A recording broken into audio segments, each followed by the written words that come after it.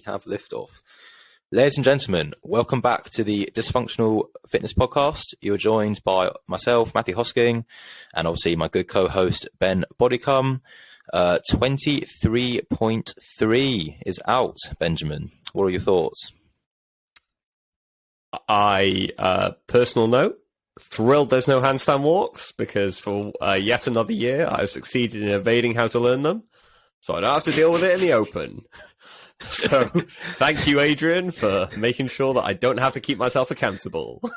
Yeah, genuinely, I actually like it as a workout. I think we all sort of expected that we were going to get some sort of ascending skill on your hands in some type of pressing. I was not expecting a third week of barbell movements. I think that's the only surprising. thing. Yeah, I think we, with all the talk about dumbbells and kettlebells, I think we were all expecting to see something, something unilateral, or something either maybe like a dumbbell deadlift or something, or a kettlebell deadlift. But we haven't seen that at all. I do really, really like it as a test. I think it's, given the fact that we've moved to a 3-week open, I think a test like this is probably necessary in terms of, combining all those three elements of weightlifting, gymnastics, and a little bit of cardio as well. So that hitting that MWG, as we like to say. Yep, we did predict that before in our chat. I was saying it was going to have to probably be a triplet, of some sort, shorter time domain, classic MWG. We both called the dubs, some type of wall movement with some type of ascending skill. And then the only surprise was just the barbell snatch, as you said. I mean, to be fair, I'm going to call you out, but you did make some silly comment in our chat. You said, hang on, it's with a barbell. It's like, well, obviously it's not going to be just 6 dumbbell snatches compared with all the other work in there. I was so confused when you said that. I was like, well, obviously it's a barbell.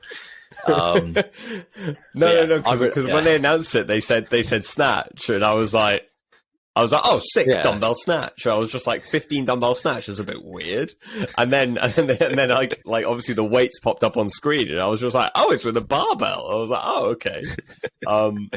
But yeah, I as I said, I really like it. I think the other thing, the only potential sort of bone of contention I have with this is that it's not as short as I'd probably expect it to be. So even we've probably seen the top women's score, and we'll get onto that in a little bit. We've probably seen the top women's score worldwide with Mal in the announcement, and that was only just sub 8. So I don't really feel that we've tested that sort of really short time domain that we probably saw last year. And even that, the cap on this is 12 minutes. It's not sub 10, which is probably what I'd expect to see. Well, you say that, but I think for actually the amateur person, it's sub 6. Really. Sorry, no, that's very true. Yeah, this is a 5.5 minute workout for me.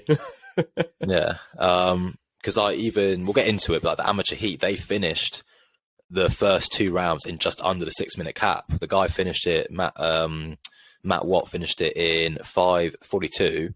And the lady, Corey Camera, I believe her name was, she finished it in 5:28, so they didn't have much time to the cap. But yeah, I agree with you. I thought it was going to be something a lot shorter in terms of the elites probably go sub 5, and then it'd be a 10-minute cap, and then everyone else get capped at 10 minutes, with an ascending skill. At one point when they're reading it off, I thought it was going to go up to 20 minutes. So I thought the skill was going to get harder and harder. So I thought it was going to be wall walks and the strict, and I thought the handstand walk was coming. I was like, oh my gosh, it's another 20-minute workout. But no, stop. I wouldn't have. I think I would have expected them to go something like wall facing strict handstand push-ups or something like that. If they were going to press it. Yeah. When we're talking, that's what I thought. I thought it'd be kipping, strict wall facing, and then maybe handstand walk. I didn't think wall walks would come again just because we've had them twice. But I mean, it's all right. 5, I do. We'll get into it. But I think 5 is. I mean, it showed it's still taxing enough what happened in the workouts. But I don't know. Could have saved that maybe for. I mean, they might come up in quarters, but I feel like they're a bit underused here. But yeah, right. Shall we get into? Go on then. Spit it out. No, yeah, I was sorry. I was just going to say what was that?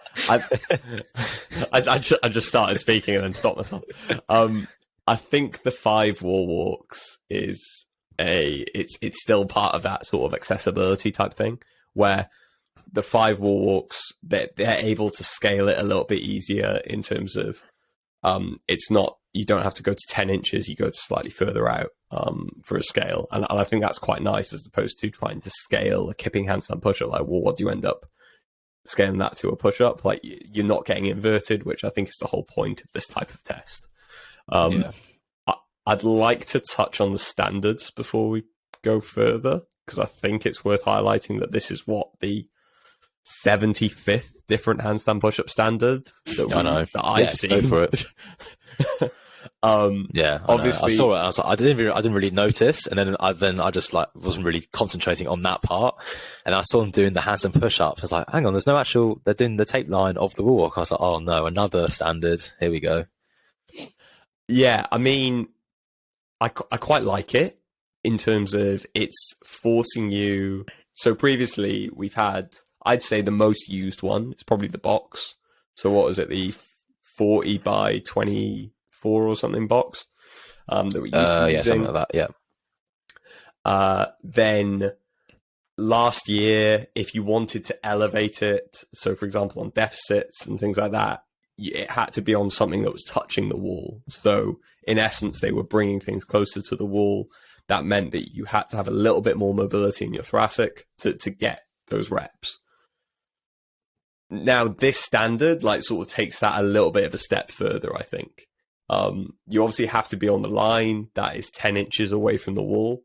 So it's going to put you in another position that's probably slightly uncomfortable and isn't a common position that you're having to get into. I think this is potentially something that's going to be a stumbling block for a number of different athletes who haven't necessarily been as strict as they probably should have been with their standards over the past year, particularly after it was sort of starting to get alluded to us in quarterfinals. I don't know what you think. Yeah, well, that's what I was talking to the other coaches from TTZ, just that the standard is just going to shock a few people. We'll get into it, but like the girls like broke down, and like, if you're watching Mal Bryan do 20 strict hands and push-ups in sets, like in 4 sets, you know it's going to be tough. But yeah, that standard I think is going to shock a lot of people. I don't know how wide can you go? What is the actual standard? It's like 30 inches wide. Yeah, 30 inches. Or is it as wide as you can go on that line? Okay, 30 inches. Yeah. So yeah. Yeah, it'll be interesting. So, so your hands, I think your fingertips. Go on. Because I couldn't really work it out because Daniel Brandon, her thumbs were on the tape line at one point. I was watching. She did get a few no reps from her judge as well. I couldn't really work out what it was for. I don't think Daniel Brandon knew what it was for either. She did the classic question the judge. But there was points where she kicked up and it was just her thumbs on the tape line. So I couldn't work out. Maybe it's literally just any part of your hand can just literally just graze the tape line. So you could even technically make it larger than 30 inches wide, if that makes sense. In terms of if you put your thumbs on the tape and your hands outside it, that might technically be wider than 30 inches. But if it's allowed, it's allowed. So I'm not. Yeah. But if you're looking at the standards now. Yeah, I've got the standards up, and they've got a picture of somebody just with their thumb on the tape mark, and they're like, they've got a big green tick next to it, so I think that means it's okay. But you know, I just got that picture up now. See, that's what I was saying. So that's what Daniel Brandon was doing. Yeah. If one or both hands is not touching the tape line at any time, the repetition will not count. Yeah. So there you go. I do. They do also make reference, if the head and hands are on different surfaces, the surfaces must be level. So it looks like you can essentially have 2 separate stations, which I think might be a way to, you know, if you're used to performing strict handstand push-ups on plates and an ab mat, just so you get that little bit of a bounce. I think that's definitely something you should explore, but obviously you will have to have the tape on there as well. Yeah, that's what I was thinking, because I usually practice with plates and ab mat, and I was thinking with the wall walk that you could have 2 separate stations. But yeah, just got to make sure the ab mat and the plates are level, all that jazz. But same thing, just tape line across. But yeah, but interesting. Just another standard to throw in. Can't wait for another Hiller video on that. Um, I mean, I'm it's I'm true not though, looking isn't forward it? to getting. Yeah, I'm not looking Watch. forward to getting five quarterfinal workouts come through at the same time. Well, not at the same time, but over the course of 3 days, where we're just sitting there, just going, "Oh, okay, brilliant. Here's another standard that we have to adapt to. Here's another standard that we have to adapt to." I think that's going to be the biggest nightmare of all. Yeah, we'll see. Right, should we get into the actual workout then? Yeah, go on. Doing Go on. start with the pros or the amateurs? We'll go pros, and then we'll work our way down. So we'll wax lyrical Right. about how incredible Mal was, and then we'll go on to everything else. You've lagged a bit. Okay, cool. Yeah. All right, cool. Yeah. So obviously for those who didn't see it, or if you did see it, just do a recap. So basically the workout is, basically the first bit starts with 6-minute window to complete 5 wall walks, 50 double unders. Then you've got 15 snatches at 95 pounds for the guys, 65 pounds for the ladies, into 5 wall walks again, into 50 dubs, and then 12 snatches at 135 for the guys and 95 for the ladies. So that's got to be completed within 6 minutes. If you do that, you can basically unlock another round and you get another 3 minutes to complete that work. And then this bit, it now changes to 20 strict handstand push-ups, 50 double unders, and then 9 snatches at 185 for the guys, 135 for the ladies. And if you complete that in under 9 minutes, you then unlock a final round, which is again another extra 3 minutes. And it's 20 strict handstand push-ups again, 50 double unders, and then 6 snatches at 225 for the guys and 155 for the ladies. So that's the workout. It's a bit fiddly in terms of just the way it looks on paper, but basically it's just 6 minutes to finish its first 2 rounds. You unlock another round for 3 minutes at a time. If you finish that, you get another round for 3 minutes, and that's the workout if you complete it all. But yeah, so we'll get into it for the pros. So it was obviously Mal Bryan against Daniel Brandon, 2nd and 4th last year, respectively, at the CrossFit Games. So literally 2 of the best in the world. I think, again, when the announcement came out, we both, like, most people would be like, well, we've got literally 2 of the best on their hands in the women's field doing an announcement together. We haven't seen anything pushing-ish yet this open. So the odds are pretty stacked that we're going to see very likely something on their hands, and we did. So just we'll just go into some split times, I suppose. So for that first round of the 5 wall walks, 50 dubs, and 15 snatches, Mal completed it in 1:28, and Daniel Brandon completed it in 1:33. So basically a minute and a half to do 5 wall walks, 50 dubs, and 15 snatches. Put that in perspective, most people are probably going to take a minute and a half just to do 5 wall walks and maybe the 50 dubs. And they've completed another 15 snatches on top of that. Then they completed the second round Mal completed the next round by 3:14, and Daniel Brandon completed in 3:21. So not much of a drop off, about 10 seconds extra on that round. Obviously the weight's a bit heavy and the fatigue, like, obviously starts to build up slowly, but again, it's pretty even on those 2 rounds. So that's pretty fast, basically under 3.5 minutes for both of them on the first section. Then they unlocked the next section on the 20 strict, and this is when it got interesting. So Mal on 20 strict, you think, like, for these ladies that's nothing, but Mal went 11.63 on a set of 20 strict handstand push-ups. And when I saw that, I got worried. I got scared, not for her, but like for myself and all other people I know, that I think it's going to be a lot harder than you think. And then Daniel Brandon went 4.5335, I believe. It was hard to see the last set to the camera work. But again, if Daniel Brandon is taking 20 straight hands and push, 20 straight hands and push into sets of into 5 sets. Yeah, that definitely sounds. I'm laughing at the lack of plan that I think went into that, because they had that. Go on. You laugh at that, but I sort of do that sometimes in terms of if you're moving on to a next movement. If you're pacing out the current movement, sometimes ending on the bigger set is fine, because you can not gas out or blow out, but you just push it to an extra bit, knowing you don't have any more sets of it for a bit, if that makes sense. So you can push it a bit harder, and then you go to the next movement and get into it, and then you like recover, if that makes sense. Obviously, it's not as it's a bit harder. Yeah, I get it as a concept, but I think, given the fact that that was only the first half of the 40 straight handstand push-ups she had to do, I think being a little bit more conservative might have played out better for her. And like you can see the end result. Where she finished, what was it, 2.5 minutes after Mal? Yeah, and then so she go on. Yeah, she finished 2.5. Yeah, sorry, and then so the Mal finished those 9 snatches, that round of 9, basically in 5:24. I didn't get Daniel split on that one, and then the last round, Mal went 9-3-4-2-2 on the strict handstand push-ups, 50 dubs, and then the 6 snatches, and she completed all of that in 7:56 was my time on her. They said 7:58, but I just went off whatever I saw. And then Daniel Brandon finished in 10:20. So yeah, pretty much 2.5 minutes behind in a short workout, which is pretty crazy.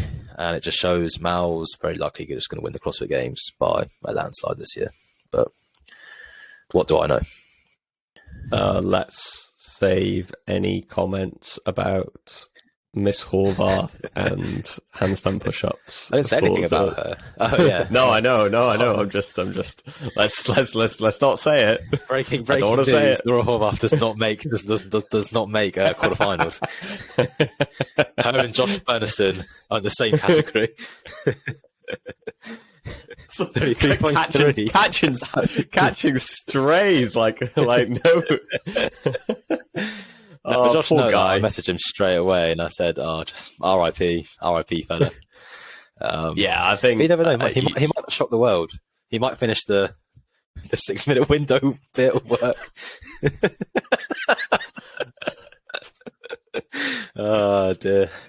Moving swiftly on, these I can't even edit out because I'm not even going to be bothered to edit it, so that's just staying in. Sorry, Josh. Catching strays, poor lad. I think, and I think, but what we've touched on there is that there are huge amounts of separation in this workout. You know, even within the workout itself, like yes, you might be able to get through that first set of 20 strict handstand push-ups with no problem at all. But then for the guys hitting 9 snatches at 84 kilos after that amount of work is it's not easy. It's not going to be like just a walk in the park for your top 10%.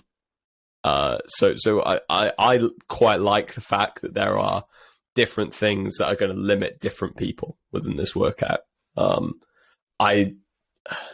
that's what I'm taking from this, is that there's going to be bottlenecks everywhere, as opposed to last week where there were 3,000 people at every single rep on part A on the leaderboard.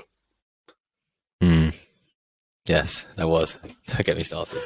Well, if we're going to start talking about strategy for the listeners, I think we'll just go through the amateur heat quickly, then give some idea, because this just proves your point that it's basically there's so many different types. As you're saying, there's basically 3 different types of workouts depending on what ability level you are. So in that amateur heat, you had Matt Watt and Corey Camera. And for Matt Watt, he finished the first round in 2:04, and Corey finished it in 1:59. So basically 2 minutes for both of them, but about 30 seconds behind Mal and Daniel Brandon. And then this is when the bottleneck happened. They both just finished the second round, so the 12 snatches, just under the time cap. So Matt Watt finished it in 5:42, and Corey finished it in 5:28. So they just made it under time cap. They unlocked the next section, but then Matt Watt basically took his next 3 minutes window that he got to complete the handstand push-ups. So he got 20 straight handstand push-ups and no dubs, and he was capped. And then Corey got 8 short of that, I believe. So she got 12 handstand push-ups, and then she got capped. And I don't know if you could maybe look them up on the leaderboard and see what their last week's, their last scores have been from the Open, to see whereabouts they sit percentile-wise, because that might give a good indication of their type of fitness level. Because I think, honestly, if you're getting to those snatches at 185 and getting into a decent set of them, like 6+, you're probably in the top 10% this week. I would not be shocked. So that is going to feel so hot. Yeah, the 185 bars around about, and the 135 bar probably, for ladies.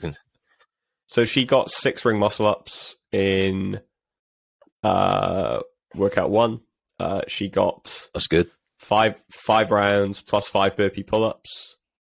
so 130 reps. So that's a little bit of a worse performance, I'd say. 162 pounds. That was top 5,000. So that's a good score. So yeah, that's good. So she's probably around there. Yeah, she's probably around that bubble mark. Yeah, and then I don't know. Obviously, it's hard to say because we haven't got that much data on this one. But for her to get 12 handstand push-ups, then into the third round, so that's what I'm saying. I think if you're getting to those snatches and you're getting a few snatches at that weight, you're probably putting yourself in a very good chance for, I think, top 10% in this workout. That's what just going off what we've seen and based off just that. So obviously, based off watching two people. Do you know how that Matt Watt did the last 2 weeks? Yeah. What was it? Matthew the Iceman Watt? Because is that what they were calling him? Or am I dreaming? Maybe. I think so. I'll save myself from. What did he get? He got 190 reps, a very respectable score, and a very good score for the first workout. I also got 190 reps. 149 reps. So that's 24 burpee pull-ups into the round of 30. Okay. Yeah. So that's inside that. And then he finished the. Yeah, and what did he hit on thruster? Sorry. 230. Okay. Yeah. So that's probably just short of a 10%. 230. Yeah. Oh, that's inside the 10%, isn't it? Yeah. But no, yeah. Okay. So there you go. So again, you got 20 strict in this.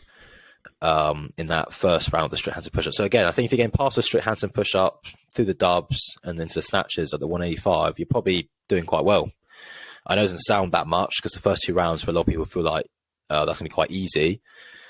But as it showed there, the time adds up quite fast just from the fatigue. So that'll be a good goal, I think, for if you're looking for that top 10% cut line. Obviously, if you've got the capacity to literally get through this workout, it's a bit different. Again, it depends. Like if you've got if 225 is your 1 rep max and you've literally hit that probably twice in your life, that's going to feel very different when you get to it. If you do get to it, if you've got the gymnastic capacity to get to it. On the other side, if 225 is a comfortable-ish, like an 80% lift, then if you've got the handstand push-up to get to it, that's obviously going to be a very different workout to those who are worried about just getting into the third round. I don't know what your thoughts are. Yeah, I think it's. So we've had a workout similar to this before, which was the 19.2, if that's right off the top of my head, the toes to bar double unders clean workout, where obviously this is slightly different in that you have differing skills within it, but depending on the type of athlete you are, it's either you're going to be significantly more metabolically challenged to try and beat that time cap on the first 6 minutes. Like, yes, you can get there, but what's it going to do to you to have to get there as fast as you can? So I think it is like you saw the drop off between their first round and their second round. I think we're talking about nearly a minute drop off between the two, between their first round of walks and snatches and the second round of walks and snatches, and that difference there, if you can try and keep that as similar as possible, obviously with the idea that yes, you are lifting a slightly heavier snatch, but the reps do go down.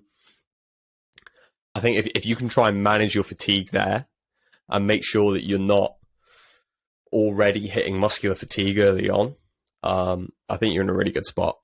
But and then that sets you up for success going into that third round. Is what I think, and then trying to basically be very strict on that. Very strict with your timings is what I should have said on that first set of strict handstand push-ups, and making sure that you don't hit fatigue or get any no reps, because no reps end up being massively costly on this. Yeah, I mean, I agree. It'd be similar to the strategy for the first workout of this open, with those toes to bar. Just do smaller sets than you feel like you can do. I think it's be a bit different in this context. I think you're going to feel fatigued already getting to the strict handstand push-ups. Whereas in week one, coming to the toes to bar off the row, you're not that fatigued at all, really. So it's tempting to do a bigger set than you probably should have to start out. Whereas this, again, like I was saying, start in smaller sets. I know you might kick up in 5, might feel like doable, but just do 3. There's nothing wrong with kicking down and just doing quick 3s, then doing a 5 and realizing you've just tipped over the thresholds, and then suddenly you're doing 2s and 1s. So again, it's same as most movements. It's just sticking just under that, riding that line best you can. Obviously, the easiest way to know what that line is just through training. There's no real secret around it. It's just doing a lot of work and knowing yourself the best you can. But yeah, if you push it a bit too hot, it could go south quite quickly.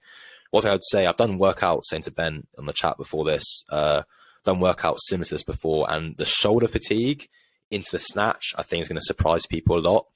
Yeah. Punching out, if you're going to go for the powers, which most people will, obviously, for most of the bars, that catch position in that punch, when you get that bar overhead, is going to feel very tricky compared to just normal snatch work you do in like just normal training. That shoulder fatigue takes out of it quite a lot.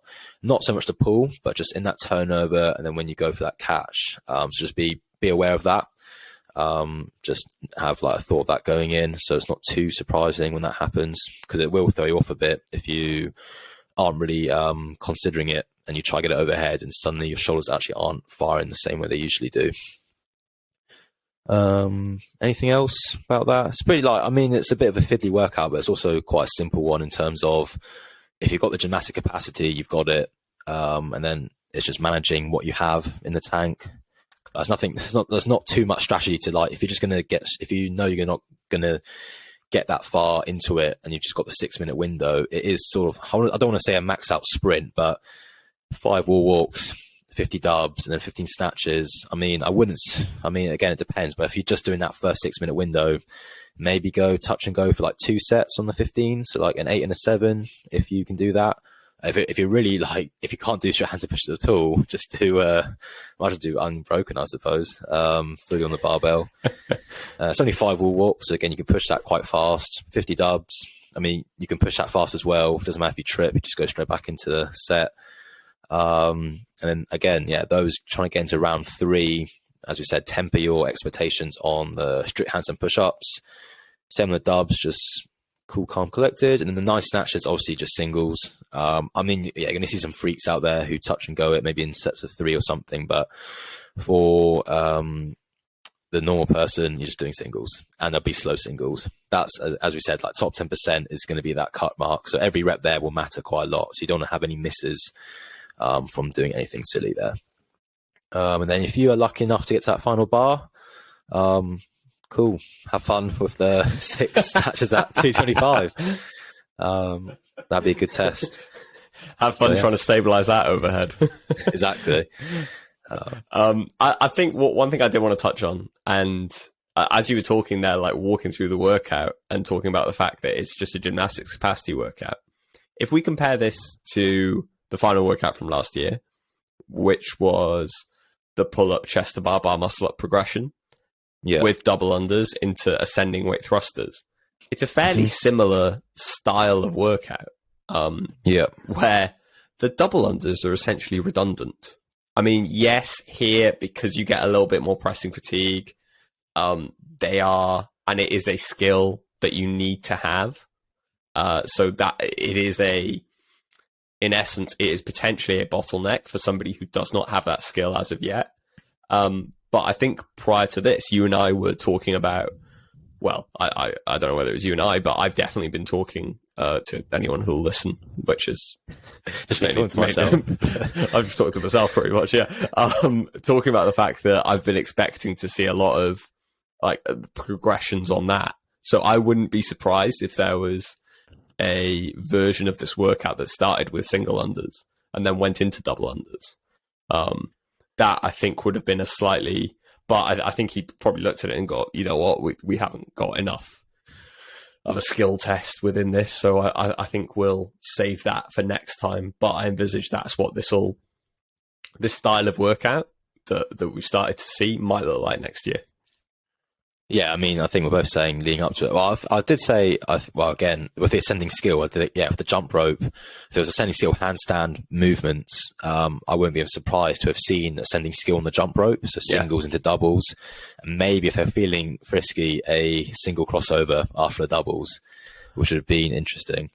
But having tried to learn crossover double unders or even crossover single unders, because I was exceedingly unathletic as a child, so obviously didn't do this kind of stuff. But it's been an absolute nightmare for the past 3 or 4 months. Every time it's been programmed, I've really hated it. I don't mind single crossovers. Like, I'd love to see those come up in courses or something. But doubles I haven't got a hang of yet. But singles, they're fine now. But yeah, so again, it's like a skill test with the gymnastic capacity. More so just gymnastic capacity. I don't know who it was on the announcement. One of the commentators was saying it reminded them of the speed skill medley from the games this past year. Yeah. I mean, yeah, I get that point, but I don't agree with it 100%. This is not as skilled as that, if that makes sense. It's just 50 dubs, but this is more, I'd say, gymnastics.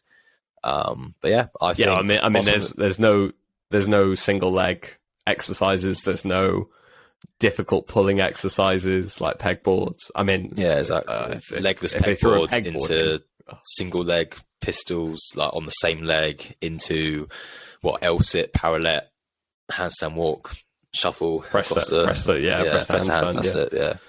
I don't think it's quite the same as that. But we can hope maybe 24.1 will have that. 24.1, one pegboard. I mean, well, after those put-ups from last week, they can do what they want. They could put pegboards in now. yeah, they've set the precedent. It's all good. Exactly. Good. Right. So saying that, I think we've pretty much covered 23.3. Do you want to move on to a bit of a recap from last week? 23.2 A and B? Yeah. I think I don't think either of us were surprised to see the leaderboard be shaken up quite a bit. I think workout 23.1 was a great indicator for really good performance. For what is elite performance, I think. If you were able to get back to the toaster bar, you demonstrated really good ring muscle capacity, some high caliber metabolic conditioning, and the ability to grit through a workout. So that was a really strong indicator. To then come into something like the burpee pull up and shuttle run, which is a very low skill ultimately, and something like a thruster, which, depending on who you speak to, is not as technical as a snatch or a clean and jerk. It was a very accessible workout, which did in turn mean that the leaderboard was absolutely thrown all over the place. And we haven't even spoken about varying pull-up bar heights or don't get me started. Or questionable actually get me started. Reps. Yeah, go on. I've teed you up perfectly. Off we have you go, jokes Hosking. Yeah. I'll let the listeners in a little secret. So we have joked behind the scenes that we should have a unhinged segment where basically just we don't know if it should maybe be a separate part of the show, but honestly, because some things should not be said. But if I speak, but I feel like last week's workout. I mean, it's still a great workout. Like, I think just as in terms of the movements and like the stimulus, like the just pure capacity of the runs and the burpee pull-ups into a heavy lift is like a really good combo. Like it was tough, don't get me wrong, but I enjoyed it a lot. Great workout. But yeah, the issues, well, basically Sunday when I saw the scores rolling in, I just could not believe what I was seeing. I don't know. The integrity, I mean, there's not much integrity in the open, but that was stretched to its absolute limits of a definition of the word integrity. Some of those scores. It is what it is, but I think the gist of it is the pull-up bar. What I was just saying, it just depends it's just luck of the draw what you have in your gym. If you're lucky enough that the pull-up bar literally sits fine for you, then happy days. But if you're unfortunate and the bar's like a good, I don't know, 10, 12 inches above where it could be, you're just getting screwed over. That's just simple as that. It's literally just adding extra seconds every rep, which, I mean, it is what it is, because it's the same as like wall balls. There's a set standard, so people lose time or gain time depending on their height. But in this instant, when you could manipulate the height, it's just a bit unfortunate, because some gyms were willing to change their put-up bar heights. So if you like watch a proven vlog, and if you watch a proven vlog, you see them literally unscrewing the put-up bars and learning them for their athletes, and they're like a high-level training camp. And if their elite athletes are doing that to get their extra advantage, like the amateurs have no chance in gyms that it's not a bad thing, but most gyms aren't going to be bothered to change their put-up bar heights. So you're already at disadvantage to that. If you are really unfortunate, and also if you're tall, in this case, you're really screwed over, because your range of movement is just super long compared to others. And then, just saw instances of people scamming the standards. That's what I'll say. And coming on to that, relatively breaking news: the top score for 23.2A was done by a Mr. Scott Tetlow, who we often see popping up in the open. He's how do I put this? He's very good at the doorway fitness. Yeah, and he's he's on the smaller side of the guys. It's just facts. Yeah, he's a smaller gentleman, and the workout, he probably got put up by that fit perfectly for him. His range of motion is literally half the length of like Brent Fikowski. So literally his cycle speed's probably literally a good 2 seconds faster per rep, and that's just going to add up when you're doing 100 plus reps. He scored 100. If you're going 1 second. So his original score was 198 reps.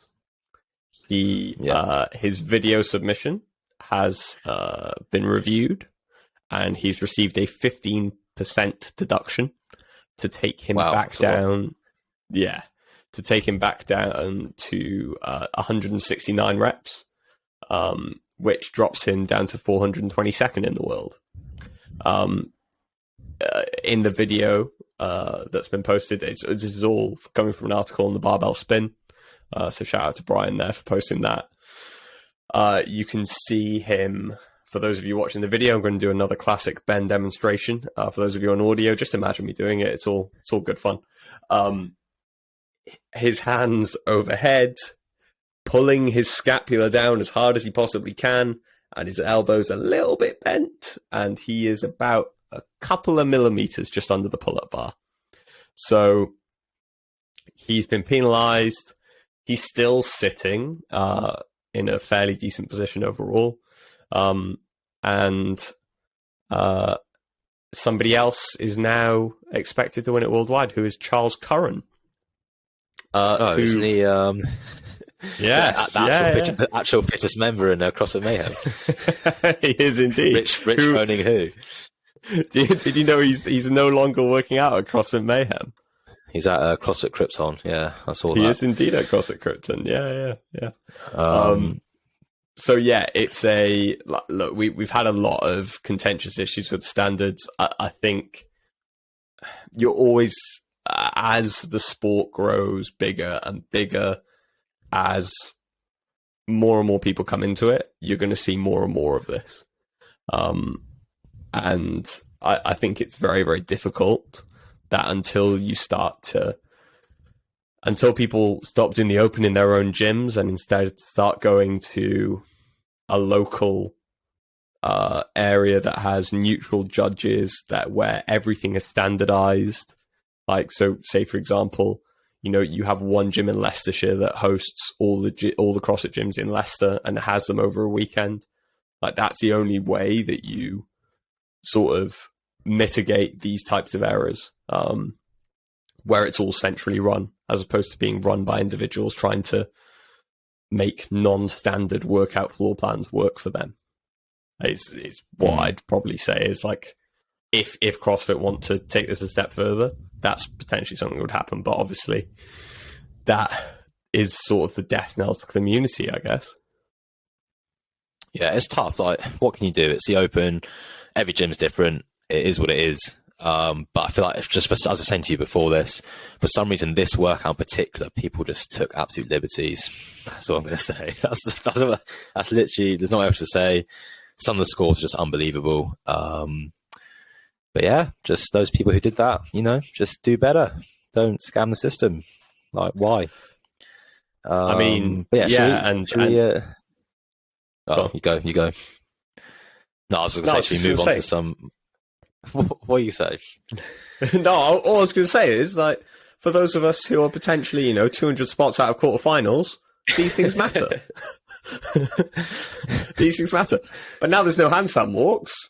Absolutely thrilled. I mean, I say absolutely thrilled, and I'll be sitting here on Tuesday when we're doing our next week, and I'll just be crying to myself as I have failed in my target of attempting to make it through to individual quarterfinals. But yeah, actually, right, we'll move on to the leaderboard and talk about. I was going to say, should we move on to the European leaderboard? That's actually what the show was started for in the first place. not just a way for Hosking to vent out his frustration at seeing people above him on the leaderboard that he doesn't think should be there. So, from a European standpoint, it's a very strong showing for the UK's own Reggie Fasser. It's a very good workout for him. The man's pushing close to a sub 40-minute 10K. I think I saw him post fairly recently.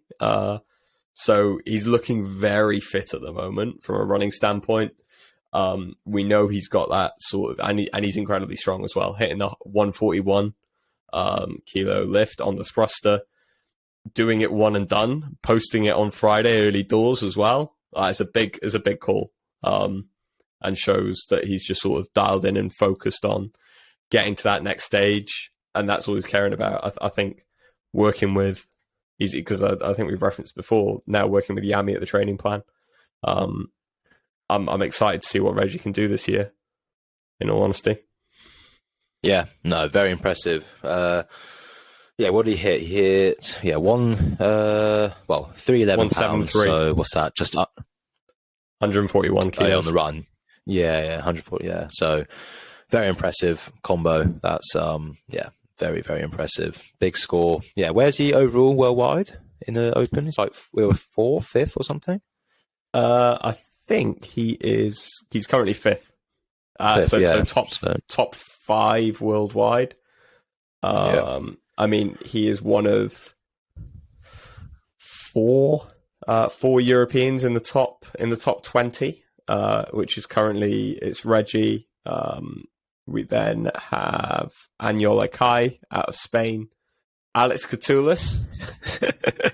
Somebody picked him to do quite well in the Open this year. Yeah, my pick's gone a bit downhill. Yeah, less said about that, better. And then Lucas Hoitzer is French, sitting in 19th worldwide. But we'll focus on Europe for now. Rounding out that top 10, so we've also got Reggie, Anyol, Alex, Lucas. We've got Mikko Lilorg,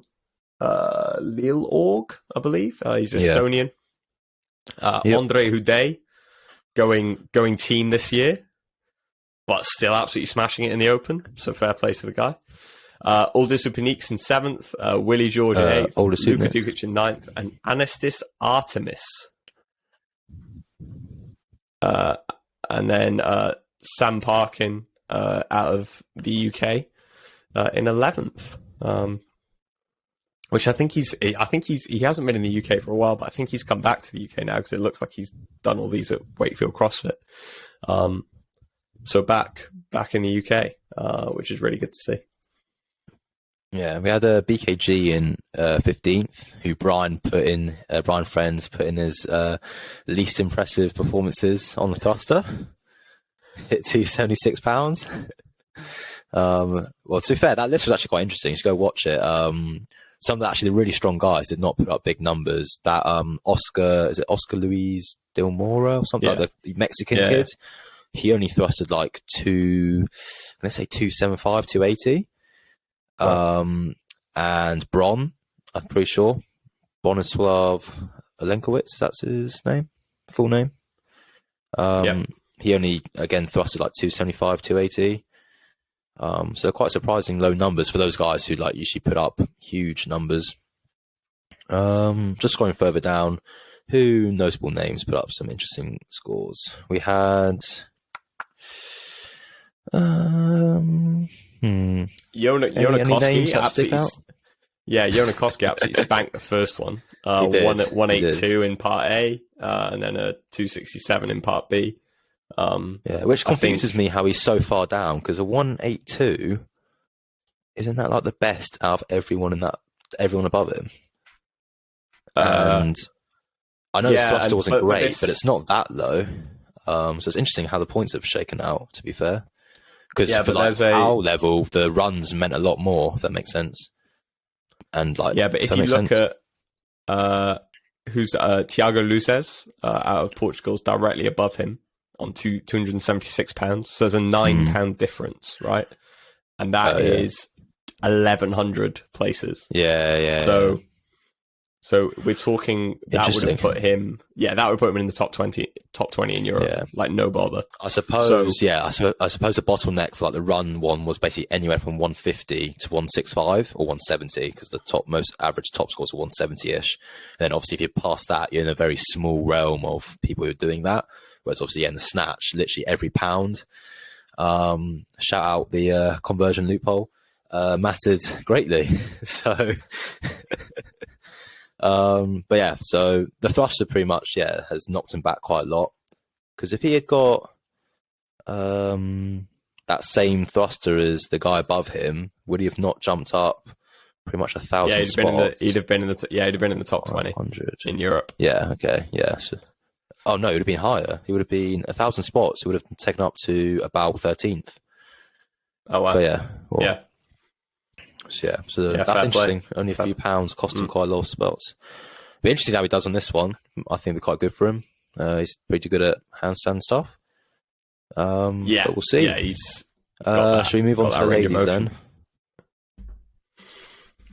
I think it's been obviously last week wasn't I think this week is going to be more similar to 23.1 in terms of the. Oh, he's back. Sorry, were we? Sorry. On my end, it was lagged. So there you go. The listeners have a little bonus clip. For 20, I think we're going to see similar types of scores in terms of 23.1. I'd expect to see people who did quite well in 23.1 doing quite well in 23.3. Obviously, really, there is a little bit more of a height bias in 23.3, and a weight bias as well. I don't know what you think. That's interesting. I don't know. I think they're going to be quite. I don't know. It's tough. I think. Well, it's hard to say because we watched Mount tonight, and did she win? Did she win 23.1, or at least top 2 or something in the world? Emma Carey won, didn't she? Second. Yeah. Yes. Yeah. Yeah. So again, Mal will probably get one of the top 3-4 scores in the world. So there's a correlation between her, but then like watch Daniel Brandon, she had a bit of a drop off, and I think the same for this workout. There's some people. I don't want to bring up again, but Josh Burneston put up a great score, 23.1.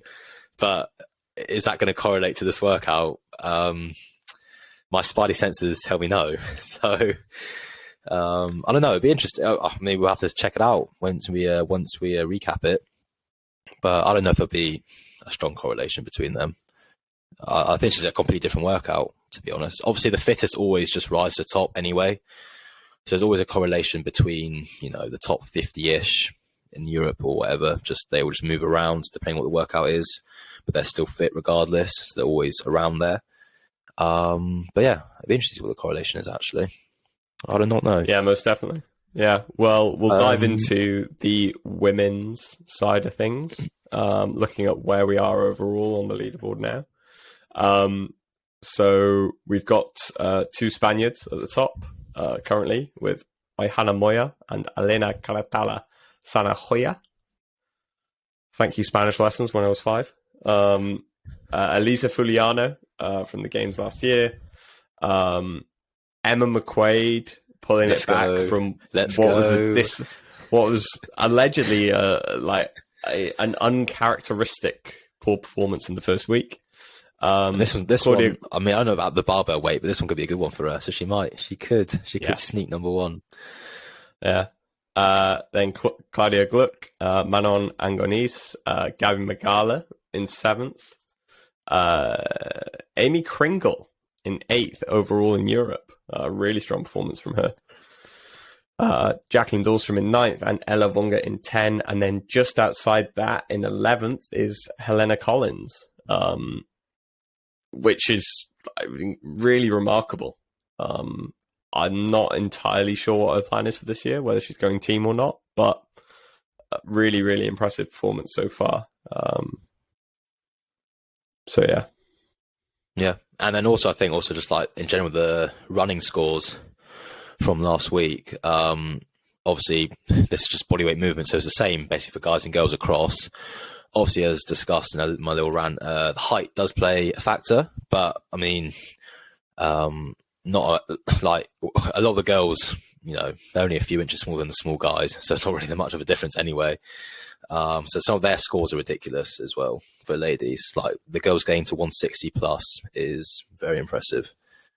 And then you've got Mao who got 188 supposedly or something like that. Yeah, which is just crazy. Absolutely I'd love to see the video of that. They normally do release the video of that.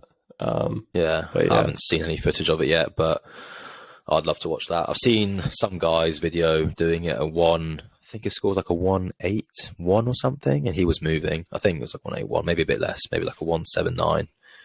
He was moving the whole time. Very impressive. Absolutely insane. Just to call out some top scores from Part A. The top score in Europe was 179 from Runa Linn Egeland out of Norway. Shout out the Norwegians. Keeping it real. And then combine that with a 6,072nd in Part B. I think probably the best combined score across the two is probably Elena Caratana Sanahoya. That obviously reflects her being in second in Europe. She got 24th worldwide in Part A and 189th in Part B. So really impressive performance from her overall. Yeah. No, very impressive. I think and then Part B, any other standouts from there?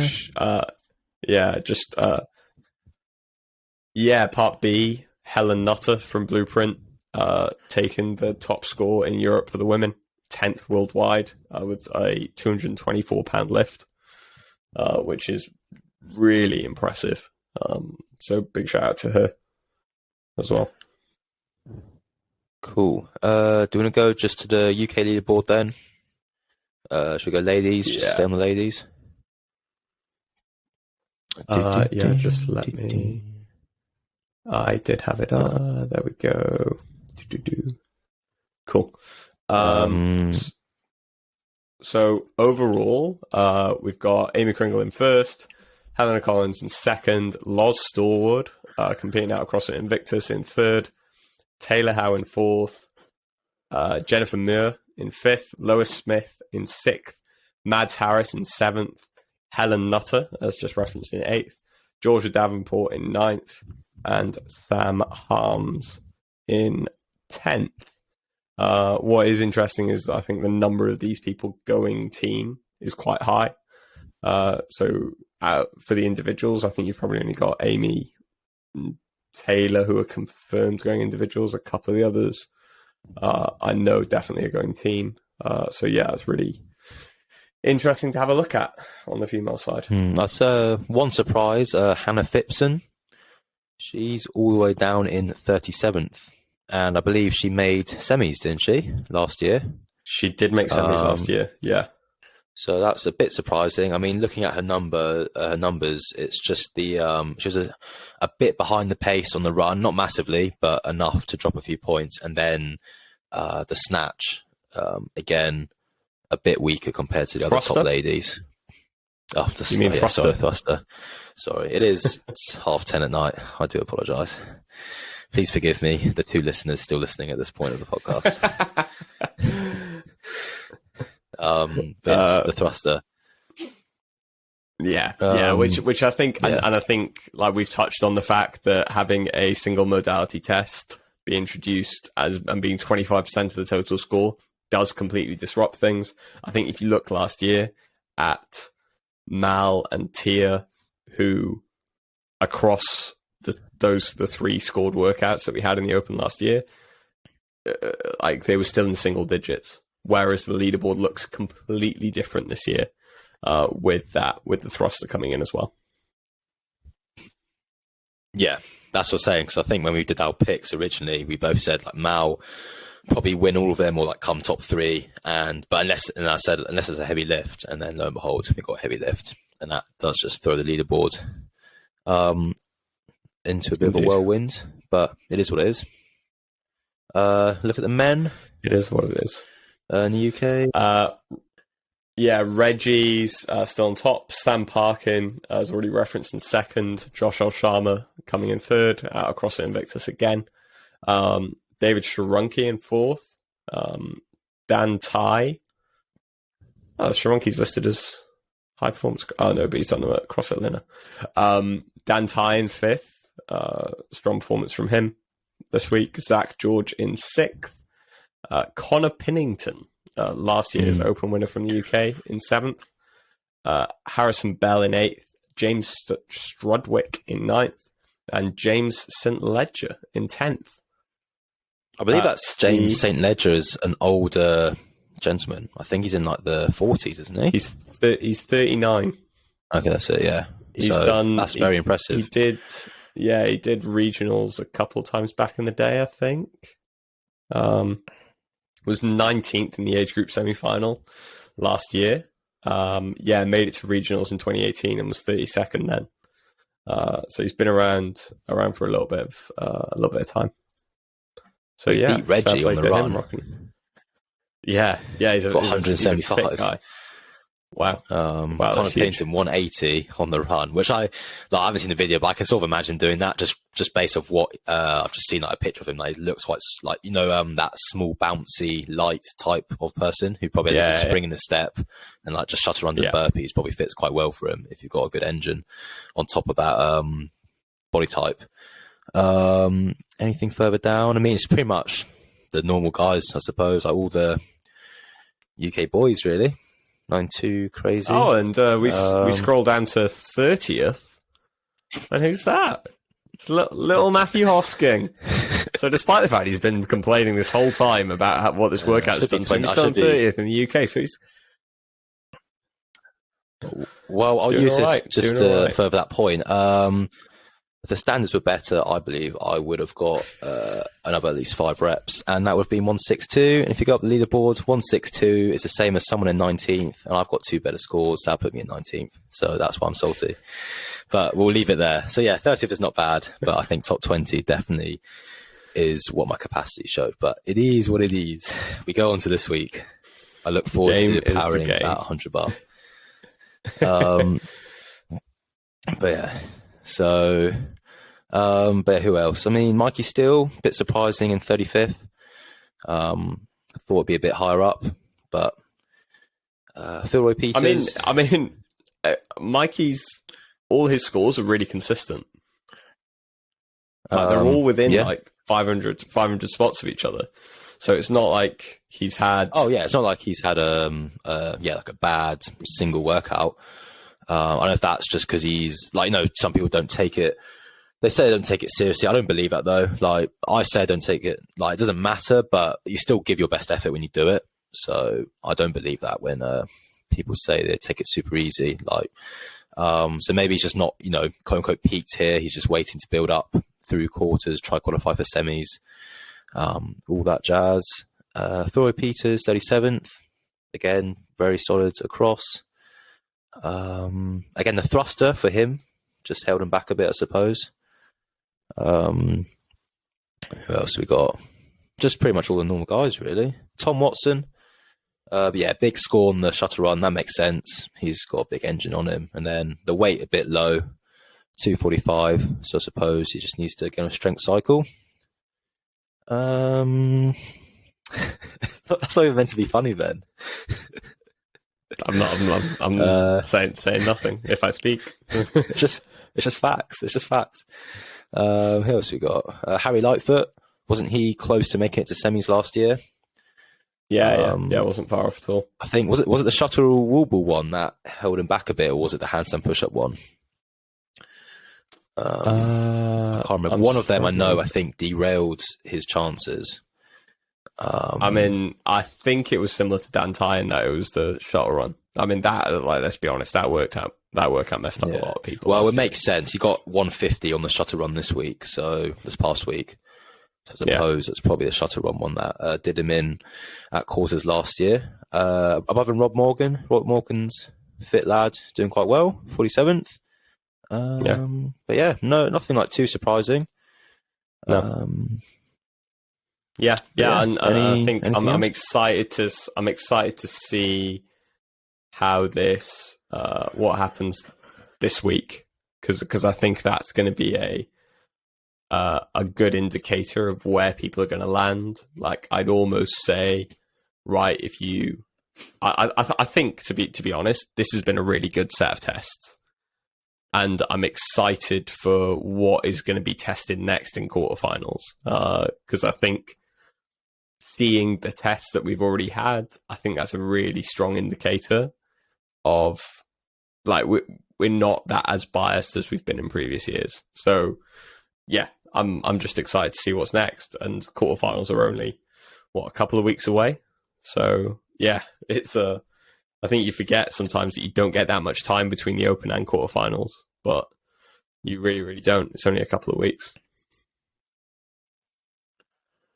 Yeah, I'm looking forward to it. I think the tests this year, based off this Open, are going to be very different, which is pretty cool. Yeah, we'll do like a separate show on that, maybe predicting each workout, all that jazz. But yeah, I'm looking forward to it. I think it'll be quite fun. And then with the new structure as well, like the forced structure of the 2-2-1, or whatever they're going to be released in, will throw another spanner in the works. So you don't have to game it as much. So it'll be interesting to see what numbers people can put up. If assuming there's a strength test, again, if they keep that type of format when they're a bit fatigued compared to the last 2 years, where you could just do that first and then move on with the rest of the workouts.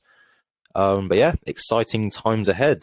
So yeah, I think what we'll do, because obviously there's no more open workouts coming out, so we'll probably recap this one on a Tuesday or a Wednesday next week. And then obviously we've got a week break. Well, really till the quarters, it won't be that long till then. So we'll probably do another episode as a preview a few days after the recap. So maybe that weekend or like the Monday, and then it'll be into quarters anyway. So that'll be the outline for the next 3 shows. 23.3 review, open quarterfinals preview, and then quarterfinals recap. And then after that, we can have a bit of fun, probably move into some like the off season. Well, is it the off season or is it the season for like UK CrossFit competitions? I think it's like, it's an off season, but it's yeah. You know what I mean? It's like the off season for the CrossFit, like the pure CrossFit structure. But yeah, for like everything in the UK, that's when everything starts kicking off at the same time. So I think there's some exciting. We've already highlighted this. There's some exciting stuff happening on the UK scene and on the European scene as a whole. And I think if we can start to preview that a little bit, shine a little bit of a light on that, I'm excited to see what's coming. So it's the start of a very good season. So yeah, looking forward to it. Yeah. As always, subscribe, throw a like on it, share it amongst your friends. I mean, if you're an hour and 3 minutes in and congratulations, been able to listen, congratulations. Send us a DM, proof of a timestamp, and I'll send you a free month of programming from Brainstorm Athletics. Shout out the best programming brands in the country. We'll potentially do an episode on that as well, talking about different people. I'd quite like that. We could do a free month cycle, and then you can review it like a actual client review if you want. My season my season might be over on Monday. So yeah, I think that definitely could be something that could happen. You never know. Might get Josh Burniston on next week when he somehow puts up top 20 score in the country and thanks me for the hands and push-up progressions they gave him and the snatch work I gave him. Yeah. I don't know if he's done the hands and push-up progressions though. He did it for like probably 2 weeks. Either way, we will see you guys next week. Bye-bye.